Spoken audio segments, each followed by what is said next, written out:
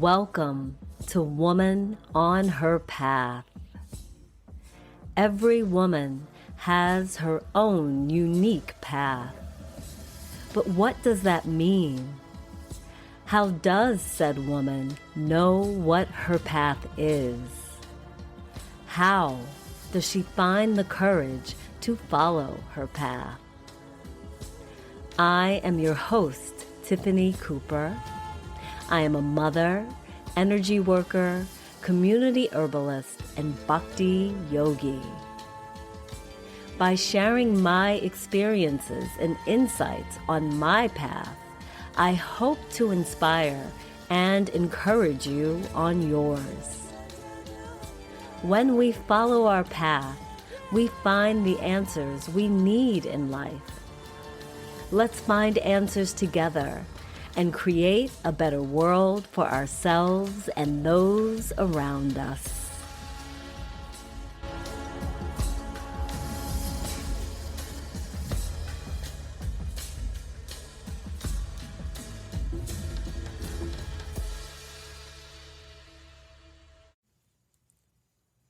Well, hello there, listener.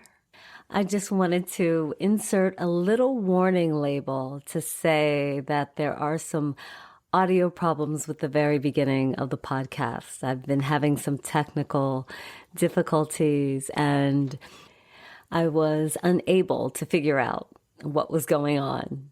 So please excuse the sound quality of the beginning of this episode and enjoy. Hi, everyone. I'm so glad to be back with you for another episode of Woman on Her Path. I'm even more excited to say that I have listener questions to share with you today. That's right. I have two very interesting and important questions that I will answer at the end of the podcast. It's so awesome to hear from listeners about what I've shared on the podcast because it lets me know that I'm connecting with somebody out there. So please, if you are listening and you also have questions, don't hesitate to reach out to me at womanonherpath, all one word, @gmail.com. Now, in the meantime, we are talking about our theme today. Sisterhood is the soothing salve for many of a woman's wounds. Yeah. Sisterhood is a topic that is so meaningful to me because I love to support women, clearly. I have encountered many of the adversities that come along with being a woman in this world. Sisters, I feel your pain. I also want to do whatever I can to help soothe that pain. Now that I have completed the maiden and mother stages of my life, I am on my way to the next stage of a woman's life, becoming the crone. I know what you're thinking. Crone? You mean the old woman with the stringy hair and the big wart on her nose who dresses in black and speaks with a crackly voice? You mean the one who everyone is afraid of, who lives in that weird hut with skulls on the wall in the middle of the forest? The one they say hunches over a meal of fresh boiled children every day in hopes of finding the secret to returning to her youth? No, my darlings, not the misogynistic cartoon character version of the crone, but the real-life wise woman who is past childbearing age and has lived a life full of incredible experiences and tremendous lessons. The one who understands the world and its many dimensions and can see through them all. The one who has the emotional maturity, intelligence, and strength that comes from living a life of trials and tribulations. The one who has healed herself and gone on to share her gifts with others while delighting in watching them learn. The one who does not waste time with foolish things unless they make her laugh. The one who is damn sure of who she is. The one who would never want to return to her youth because a young woman could never fully understand what she knows. In short, as I always say, I plan to be a kick-ass crone. In Western societies, we have such a distorted or confused view of what it means to be a woman. Are we supposed to be the sex symbol or the nurturing mother? Are we supposed to be the bossy, self-possessed dictator or the shy, unassuming doormat? I, for one, have no interest in being a caricature for anyone. I am only interested in being my authentic, multifaceted self. Every stage of a woman's life is an adventure. We get to go through exciting transformations inside and out. We get to reinvent ourselves with each step closer to knowing ourselves. We get to breathe in lessons life has to teach us, and with eyes wide open and intuition flowing, we get to see the world and those around us through the lens of those lessons. We have a special blend of hormones coursing through us that make us sensitive to other people, situations, and energies. That is the key to fully experiencing life. We have many gifts, my dears, and we cannot take them for granted or let them go to waste. We must recognize and honor them when we see them in other women. We must use them to collectively change the world for the better. And we can. All we need to do is stick together without ego, jealousy, or suspicion. Modern society teaches nasty lessons.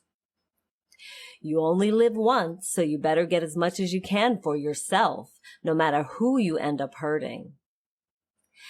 Self-love is about taking care of myself without thinking of how my actions affect others.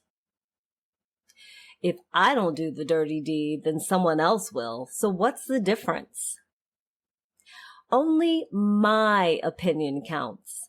To hell with what you think. Perhaps this current crisis that we're living in will end up like after the Great Depression. Many people came out of it hard and austere, but at least they made sure they shared with others and checked on their neighbors. A community cannot exist if everyone is only looking out for themselves. We need community. Actually, I'm sorry, but what just came to my mind is a Twilight Zone episode that I saw when I was about 12 years old. It was the episode with the banker who, was very bookish and all he wanted to do was read books. And one day he had gone into the vault of the bank that he was working in and he was reading. As he was in the vault, there was something happened, some major disaster that wiped out everyone in the world. So when he came out of the vault, he was actually delighted because he thought, now I can read in peace. And so he starts wandering the streets and seeing all the destruction and the rubble everywhere. And he's wandering and wandering, looking for signs of life. And he comes upon the library. And he gets so excited. Here he is. Not only can he read in peace, but he can read as many books as he can possibly gather in his arms. And so he starts, actually, I think he starts making stacks of books on the stairs of the library. He's like stacking up all of these books that he's dying to read. And just as he sits down to read the books, his glasses fall to the ground and crack. And unfortunately, there is no one left in the world who can fix them for him. So the reason I remember that episode out of any of the Twilight Zone episodes is that it really shook me to my core because at the time that I saw that episode of Twilight Zone, I was relating to him. I was feeling the same way. Like, if only I could be alone to read or, focus on this. I'm a bibliophile, so I really love books. But I remember that particular episode because I was so relating to him throughout the whole episode until the glasses broke and it freaked me out. It taught me actually a very great lesson that no, I cannot live in the world on my own. In fact, like that episode, none of us can live in the world on our own. We need other people. As we just learned from the pandemic, isolation can lead to mental health problems. More importantly, we need people who we connect with on a core level. We can have many friends, but if we have superficial connections to them or relationships with them, we find ourselves lonely, feeling misunderstood and unseen. There is nothing like being with people who you share a special understanding with or who you have gone on magical journeys with. In Bhakti, we treasure being with others who practice Bhakti.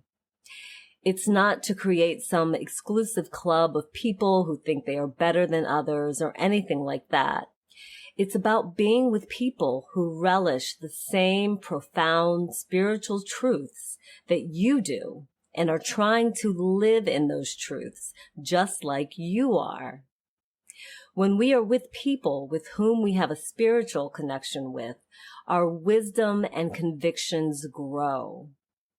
Spiritual connections are so intimate because they come from a place of deep inner knowing, the province of the soul.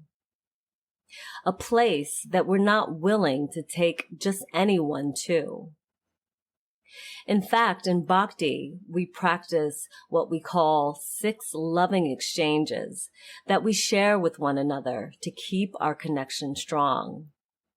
So the first thing that we do so that we ensure that we build loving relationships with one another is we give in charity. We try to help one another whenever it is needed.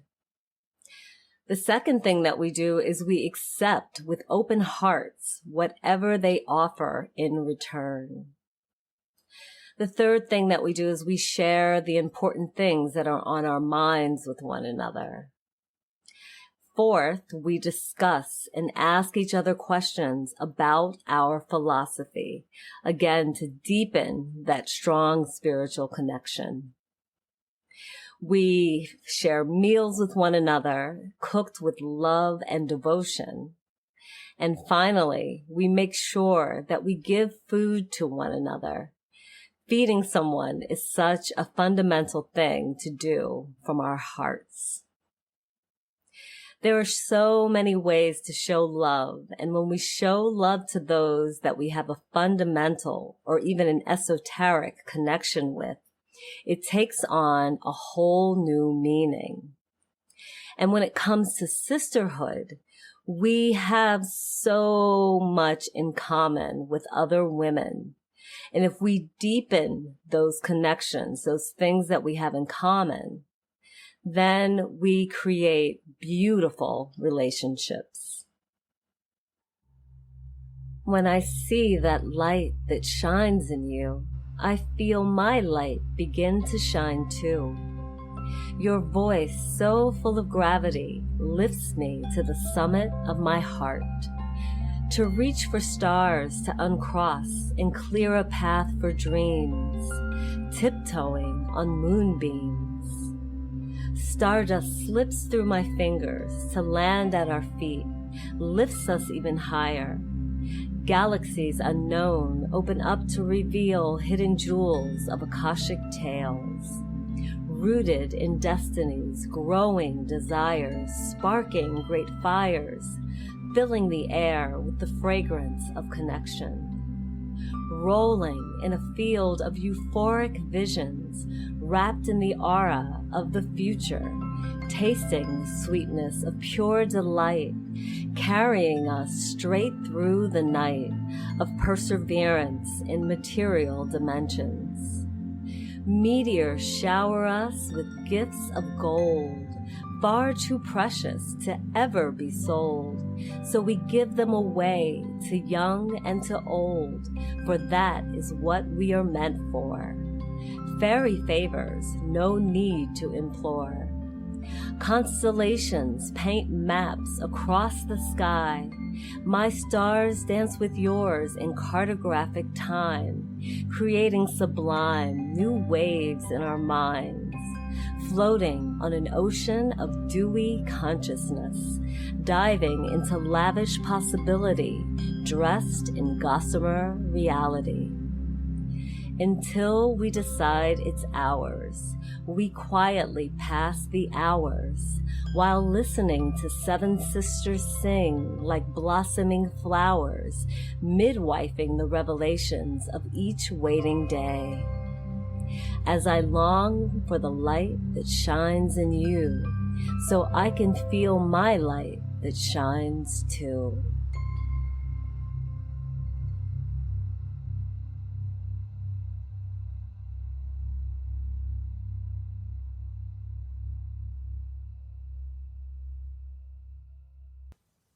Sisterhood.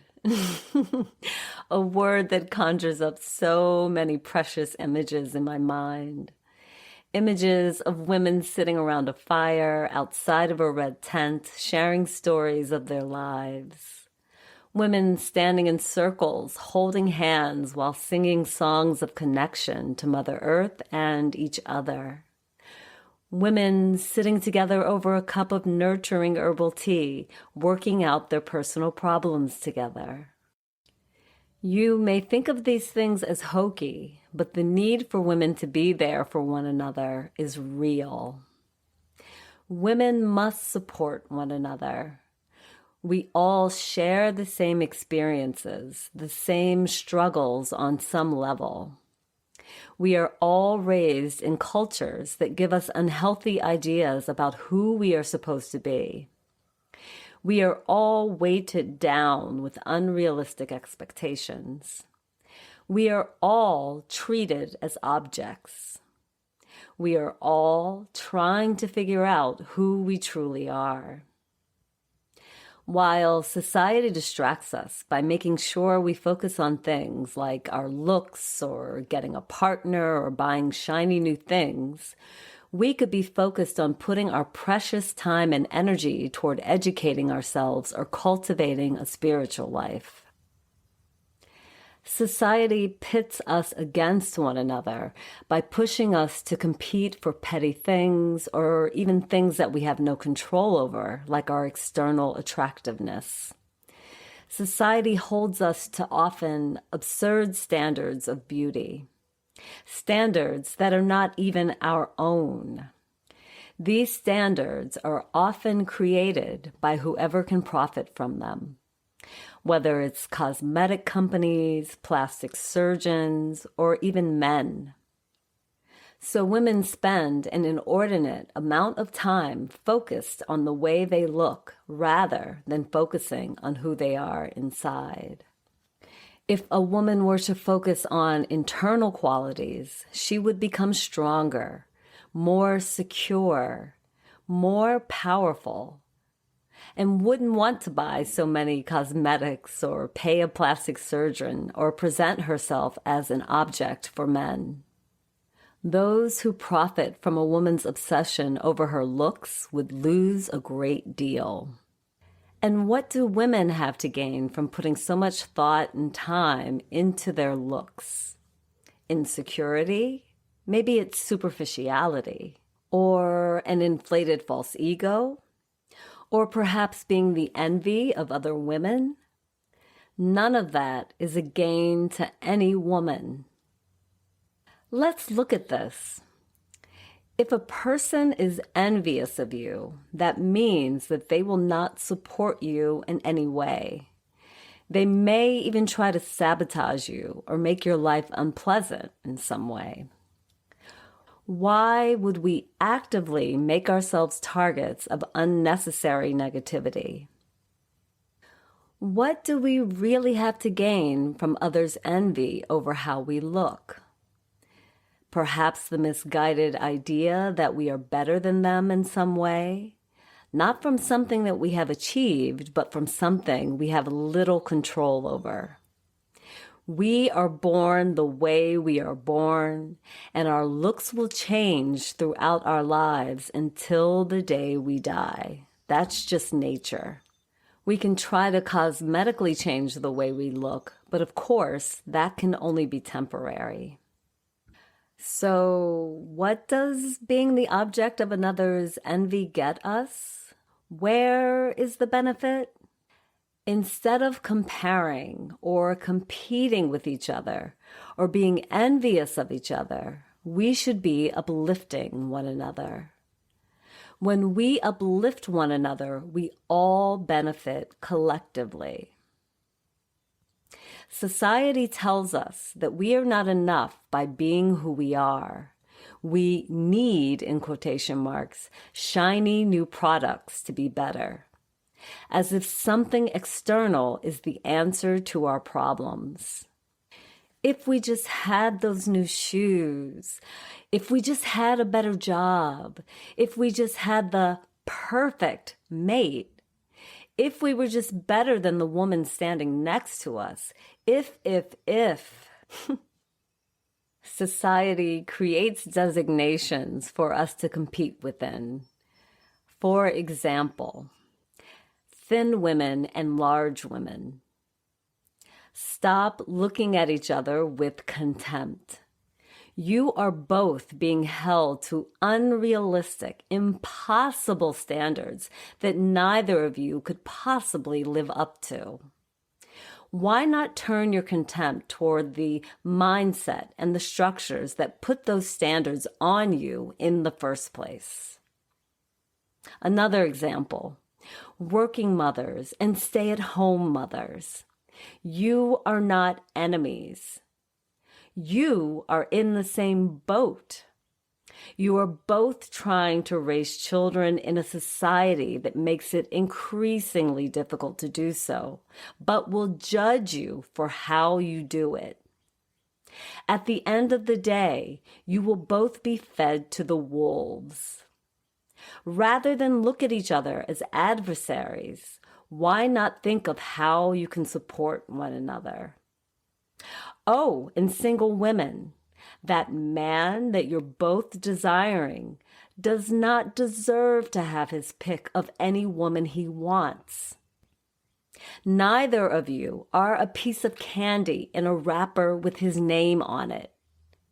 Step into your dignity and be with a man who respects you and has no doubts about whether or not he wants to be with you. The list could go on and on. Woman, who understands what you're going through better than another woman? Who has the capacity to handle multiple things at once just like you? Who has the emotional intelligence to see what is really going on with you and instinctively know how to support you when you need it? More than likely, it's another woman. I have to tell you that it makes me so sad when I say something loving or kind to another woman and she looks at me with suspicion or surprise. This is how conditioned we are not to trust one another. Distrust of women is woven into the fabric of Western culture. We have all been conditioned not to trust women. Throughout our history, women have been suppressed and persecuted. In the modern world, it has resulted in an unconscious disbelief in the power of women and feminine energy. Today, it can take a more subtle form, like the pathetic portrayals of women in media. And now we're even dealing with the erosion of women's rights. One of my teachers often says that in the West, we are the only ones who believe that we were kicked out of the Garden of Eden. Other cultures understand that we are the stewards of the Garden of Eden. And of course, the reason for us getting kicked out in the first place is the first woman, Eve, yielded to the temptations of evil by eating the forbidden fruit of knowledge and enticing Adam to do the same and commit original sin. This resulted in women's subordination to men and the pain of childbirth. And I won't even get into what happened to Lilith, who decided she wasn't going to be subordinate to Adam. Upon this belief of the genesis of all of humanity, societies have been built. Institutions have been erected. Values have been created, and governments have been formed. Though women are no longer burned at the stake, we are more often than not relegated to petty pursuits in life. We are treated as though we are incapable of making rational decisions. We are portrayed as being weak and unintelligent, or its polar opposite, manipulative and evil. I remember when I was a little girl and I loved watching black and white films. And even as a little girl, it would piss me off that women were always depicted as breaking down or screaming or fainting anytime they were faced with something challenging. Today, I still get frustrated by how women are portrayed in media as immature or devious. We all internalize these messages of not having faith in the abilities or the motives of women, which leads to distrust. Many times when women look at each other, instead of seeing a cohort, a human point of connection, or a sister in arms in the great battle of life, she looks her up and down to judge or pick out the parts of her that will serve as fuel for her insecurities or for competition. Women have developed this defeating affiliation with one another that is detrimental to all of us. When we fail to support one another, we fail to support ourselves. When we choose to not stick together, the interests of the whole of our gender are not addressed. Sisterhood is the salve for so many of a woman's wounds. The energy that a woman who is in touch with her genuine self puts out is reassuring. It is soothing. It is attractive. When a group of women who know their purpose in life and support other women's purpose in life gets together, it is pure magic. I often talk about when I'm with other herbalists, women who are in touch with nature and have a wider view of who we all are in connection to Mother Earth and to each other. When I talk about being with them, I'm always filled with warmth and a sense of peace. There is a palpable feeling of magic in the air. A sense of everything being exactly the way it should be.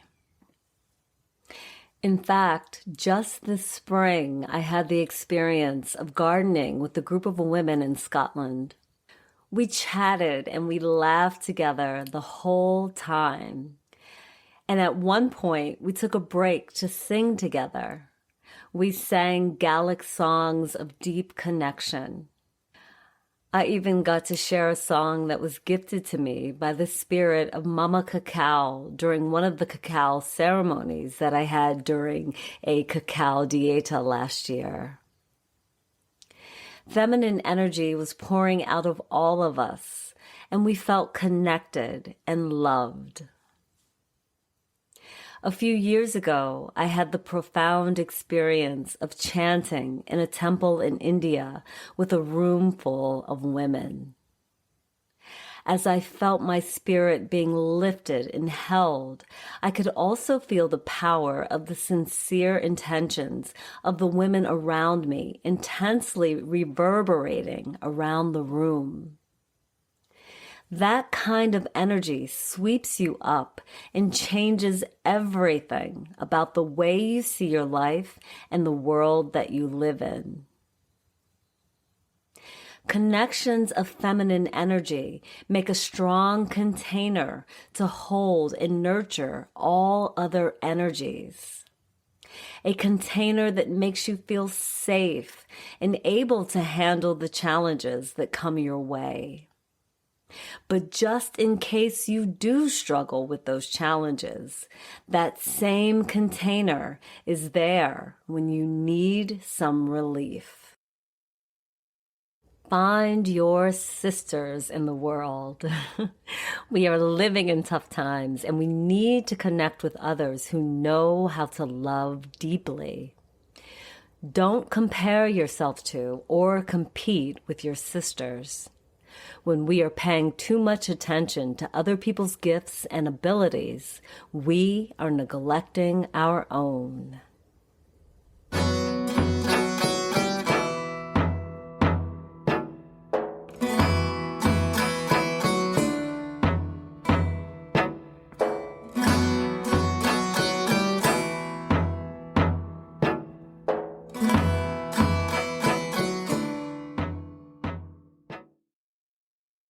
It is so important for all of us to find our tribe, to find the ones who we feel a sense of belonging with. You may not always be exactly like everyone in your tribe, but you will have rooted philosophies in common. A connection with a tribe is not superficial. It is something that connects your hearts.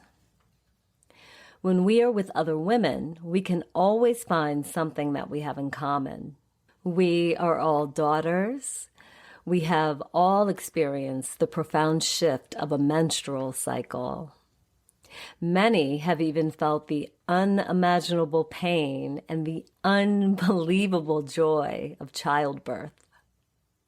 We know the insecurity that comes from society telling us that we are not enough. We can relate to one another on profound levels. That is what it takes to find your tribe. With the challenges that we have all been facing the last few years, it is imperative that we find our tribe, our clan, our people, who we feel a special kinship with. We need community. We need others to see us, to see who we are at our core. As women, we have been taught to look for that one special partner who will make our dreams come true, while all of our cares disappear into a cloud of romantic love. Now, I won't spend too much time talking about that silly notion, though what just came to mind was the book The Paper Bag Princess. It is a book that I used to read to my daughter when she was little, and I don't want to spoil it for you, but if you have a little girl in your life, please check out this book and consider getting it for her. So anyway, the Disney or Hollywood idea of a prince riding up on a great white stallion to sweep you off your feet is only a fairy tale. That is not to say that we cannot be with a partner who is loving, supportive, dependable, intelligent, or whatever your dream partner is like. But the idea that one person has to be all things to you is problematic. First of all, that is a lot of pressure to put on any dream partner or relationship. Second of all, we must be mature enough to understand that no one else can make us content. That, my loves, is a job for ourselves. If we are looking for love in all the wrong places, we will never find it. We may find infatuation. We may even find illusion. But we certainly won't find that which truly fills us with what we need to be fully happy. What is love in the first place? Well, there are different types of love, and in languages like Japanese and Dutch, there are many words for love. In American English, the focus seems to be on romantic love. But what about the other kinds of love? Can they fill us with a sense of satisfaction, the way people think romantic love will? Absolutely.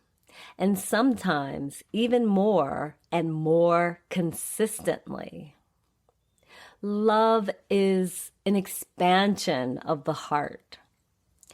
It does not take a romantic partner to help us reach that state. Love, not to be confused with attachment, is truly wanting the very best for someone on a very deep level, without the desire to control them. When we are with our tribe, we feel the giddiness of newfound love. When we are with our tribe, we want to share with them and give to them. We want to be with our tribe as much as possible and look out for them. Most importantly, our love for our tribe is not based on physical attraction. It has a much stronger chance at survival because rather than being victim to the whimsy of our feelings and attractions, it is based on the philosophy of what brought us together in the first place.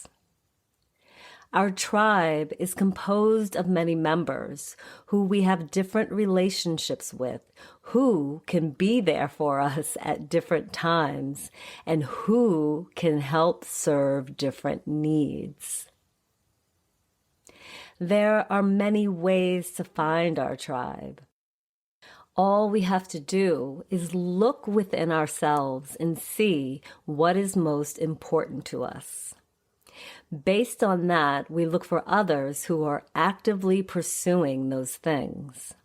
For instance, when I was ready to heal and take better care of myself, I joined a yoga studio and started practicing yoga consistently. Even when my kids were little, I would sign them up for classes with groups who I knew to be positive people and would treat my children with kindness and respect. When I wanted to be with people who appreciated poetry and short stories as much as I did, I started doing poetry and short story readings. When I wanted to immerse myself in nature and be with people who wanted the same closeness as I did, I traveled far to find it.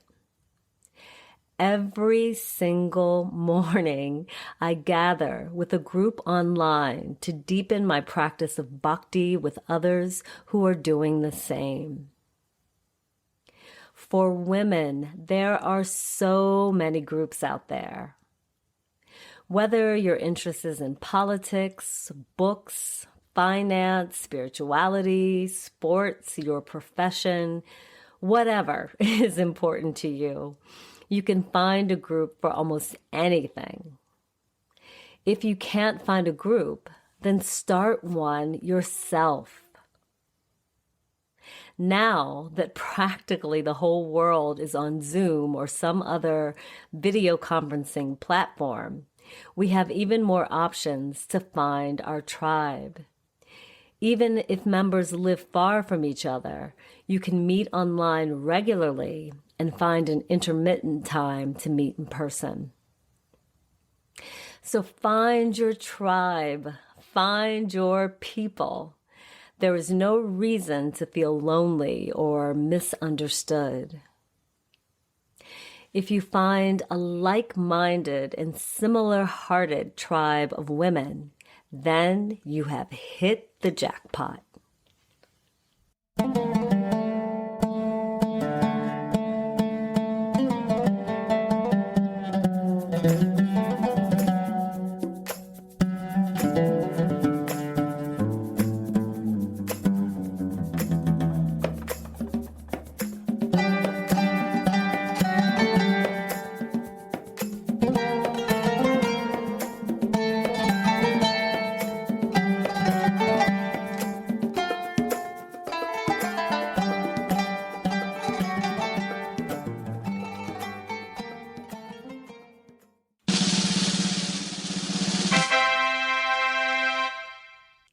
So now it's time for listener questions. I had to put the fanfare in there because whenever I think of mail, I think of getting mail or packages from the UK, which are always stamped, of course, with royal mail and the silhouette of the Queen. So when I get mail from the UK, I always think, this should come with fanfare. But now I have my own fanfare. So there you have it. So let's get to listener questions. So the first question that I have today is from a listener who asked how to make a tea infusion. I mentioned it on one of the episodes. I can't remember which one right now, but one of them where I talked about making herbal teas. So to make an infusion, you just boil water and you pour it over your herb in an infuser or a strainer, a disposable or even a reusable tea bag, whatever you have, and you let it steep, meaning you cover it and you let it sit for your desired length of time. Now, generally, we start out with a ratio of 1 cup of water to 1 ounce or even a tablespoon of your herb. If you are making tea for medicinal purposes, you want to steep your tea for at least 20 to 30 minutes. You can always play with the length of time and the amount of herb to determine how strong you can take your tea. Some herbs are stronger tasting than others, so it will not always be the same. Infusions are made from the more delicate parts of a plant, like the stem or the leaves or the flowers. And for roots, which are much hardier and hold their medicine deep inside, you can make a decoction by actually boiling the herb or the root. The process of making tea is so very precious. I love boiling that water in anticipation for that cup of tea and just taking my time putting the herb in my infuser and then, or my strainer, and then once the water's ready, pouring that water over the herb and feeling that steam rise up to your face. And with that steam comes that beautiful aroma from your herb. And then there's the anticipation of letting it steep. And as you're letting it steep, you're kind of still smelling the herb and thinking of how it will taste and how you will feel once you get to drink it. And then, of course, you drink your tea. And that is another beautiful experience within itself, because you know that you're drinking a gift from Mother Earth. So now let's get to our second question. I took the other one first because the answer to that is much shorter. The second question that I received from a listener is, what does going with the flow mean? What does it mean to go with the flow? So this answer will be much longer because it brings up a lot. It's a big question, and it brings up a lot for me personally. So going with the flow means riding the waves of energy that the universe is constantly sending our way. So then that probably would lead you to asking, how do we do that? How do we go with the flow, or how do we ride the waves of energy that the universe is constantly sending us? Well, first of all, we have to let go of trying to control everything in our midst. It is a fruitless endeavor because we have very little control over the outside world. When we are focused on trying to make things do what we want them to do, we miss out on the opportunities that are always coming our way. So we don't see them because all we can see are our desires, even if those desires aren't very helpful to us. When we stop trying to control, we open up space in our minds, we open up space in our hearts to be filled with that energy that is flowing around us from the universe. The important thing to remember is energy, the energy that the universe is sending, is benevolent in a sense. It's not necessarily good or bad. It's more like neutral and only wants to flow. Positive energy is flowing energy. Negative energy is energy that is stuck.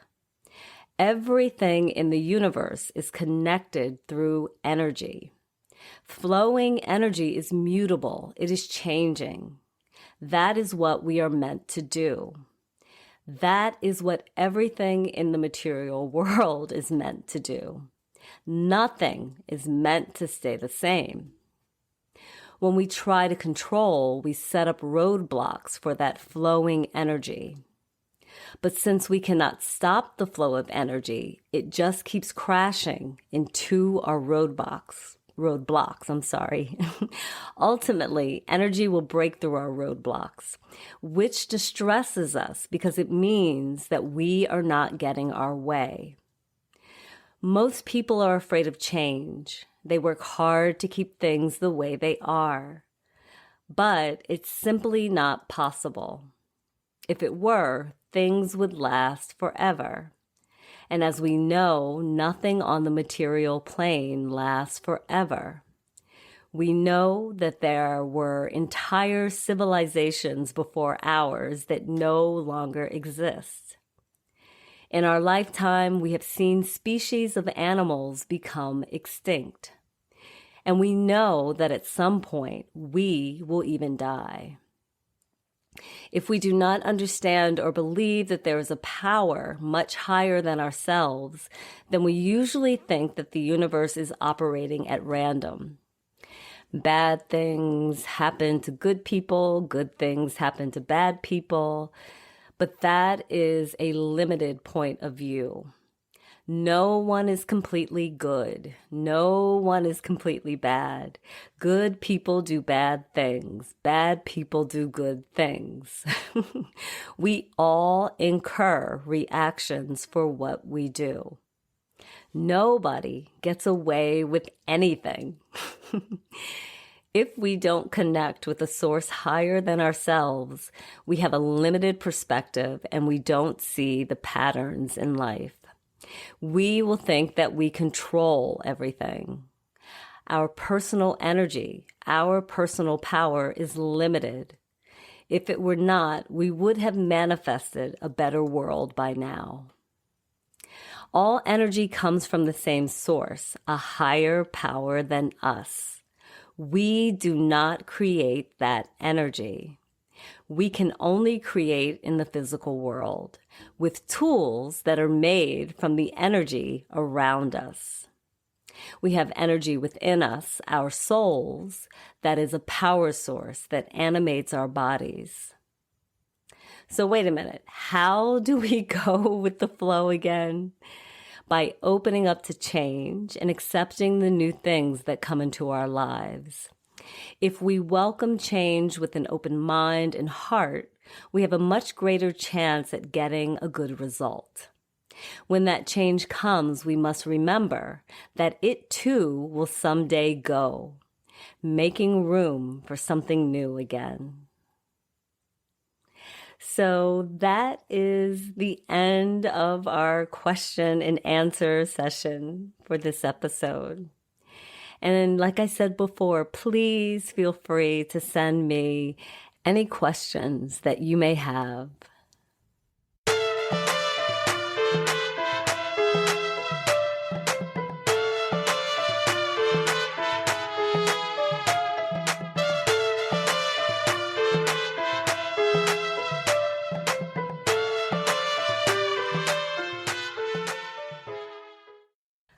Here we are again, the end of another episode of Woman on Her Path. Thank you so very, very much for listening and being patient with me as I figure this whole podcasting thing out. I'm having fun, and of course, I realize that I still have a lot to learn. I hope you enjoyed this episode, or at least found something of value in it for yourself. I have some lovely episodes coming up with special guests and more ways to explore feminine energy and stay on your path. Every woman has her own unique path. If you haven't found yours yet, keep seeking. Once you've found it, everything will be better. See you next week. Thank you so much for listening to this show. I hope you found something useful. Like everything in life, we can take what we need and leave the rest. Please feel free to contact me with comments or questions at womanonherpath@gmail.com.